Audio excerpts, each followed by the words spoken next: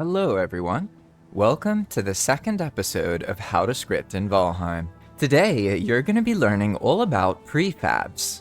I'll be using a mod by Yair called ESP. This mod makes it so when you're close to something, you can look at it and see a lot of information. Everything in Valheim is a prefab for the most part. This guy about to kill me, he's a prefab. This grayling is a prefab. The player is a prefab. The lightning bolt that just struck is also a prefab. Every sound you hear is a prefab as well. In Valheim, we are constantly surrounded by these prefabs. It's short for prefabricated, but don't worry too much about the history of the term. In the rest of the video, we're going to learn how to look up different prefabs and why it's so important to understand what they are and how we can use them.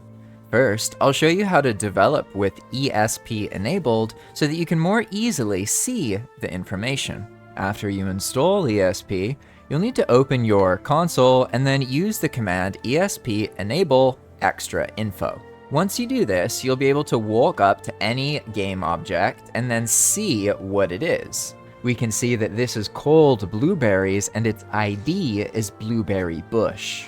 And it's blueberry bush. And then boom, look at that, we get the actual blueberry bush. You can use this tool to really quickly get a prefab that you want to then do something with. As you can see, the prefab ID of this tree is Beech 1. This log over here is Fir Tree Old Log. These are the exact IDs that allow you to spawn the item. As you can see here, ESP has loads of other features that are very useful, but for now, we'll save those for the future. In vanilla Valheim, you have this spawn command. So I can spawn a gray dwarf, and then I'll get a gray dwarf, right? Now there's some scripts running that do some stuff to get rid of them. Don't worry about that. Now you can imagine we do the same thing, except we're gonna spawn a troll.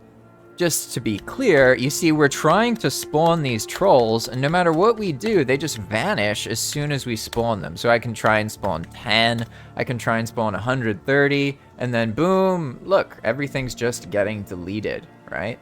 Here's what's going on. Essentially, we got something like this. We have prefab troll, okay, and then type create. All right, that means when a troll is created, you're gonna do something. And what are you gonna do? You're gonna remove it with remove true. Okay, that's it. This action of spawning the troll and it being removed is entirely handled by a script that's only 3 lines. Incredibly simple, no data. And maybe you can start to imagine the vast numbers of situations where something like this would be useful. You can both spawn something and react to something being spawned.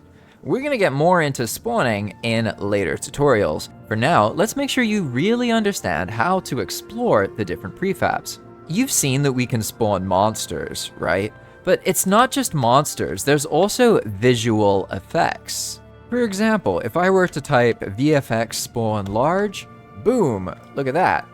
We get a big pink cloud, but there's no sounds. Whereas if I were to spawn something like the fader bell, you actually hear the sound effect, even though you can't see anything in the game. These are all different kinds of prefabs. So now that that's clear, let's actually look at what I've been doing here. You've probably noticed that after I type spawn and then space, the game will actually start trying to autofill. And this allows you to tab through the available results that show up. Let's say I want to know what this fader FX looks like. I can just spawn it over and over and over again. And even better, I could go into free fly and I could go out a little bit here and do the same thing.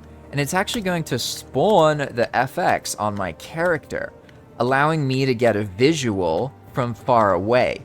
This is what other players would see, right? Now, while it's true that this is probably the most intuitive way for you to start exploring prefabs, once you actually need to find a good prefab for something you're trying to do, this is an incredibly inefficient way to identify a good one. So now I'll show you the more effective ways. First, we have the tool provided by Haloa, This is a wiki of all of the prefabs in the game, and you can also look at its components and its children and all this other stuff, but I don't want to overwhelm you.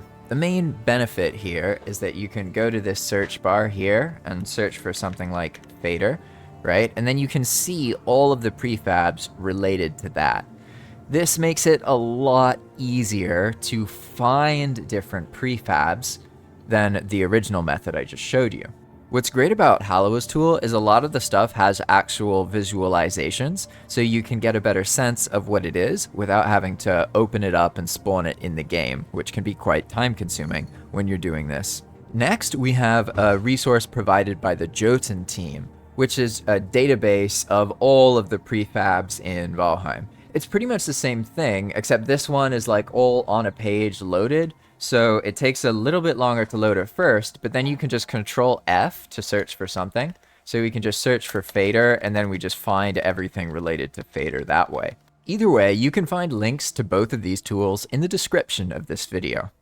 Now that you're comfortable with prefabs, the fact that the whole game is made of prefabs, and that a prefab could be a monster, a visual, it could be a sound effects, now we're ready to start spawning some of them. We'll start with the example script that I showed earlier, where a troll is destroyed when it's created. We have prefab troll type create, so when a troll is created, it's removed. But what if I want to do more than that? I'm gonna add spawn, okay? Spawn colon, and then prefab, all right? Now we can pick any prefab we want from the entire game.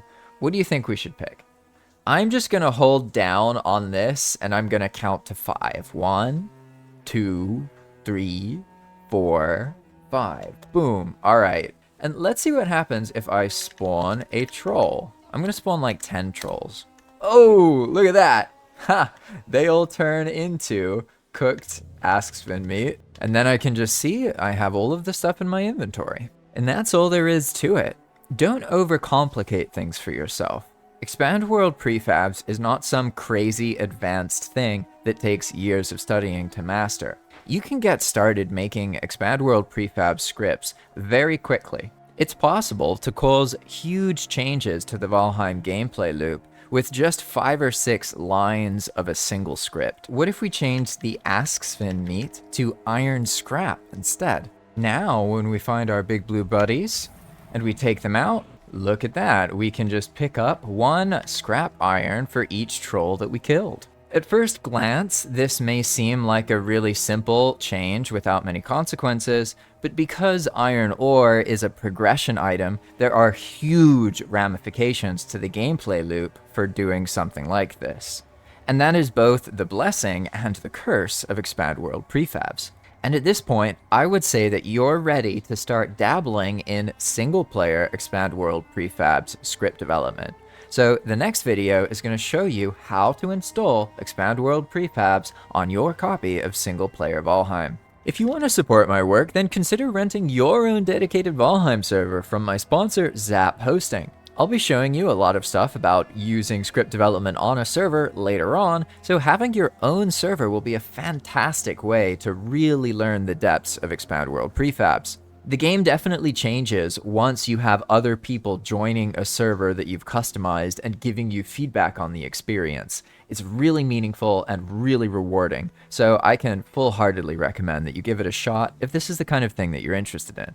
Alternatively, you could just like this video and subscribe to the channel. That's going to keep you in the loop because these tutorials are going to be coming out real quick, so make sure you don't miss them. Thanks for watching, and I'll see you in the next one. Bye!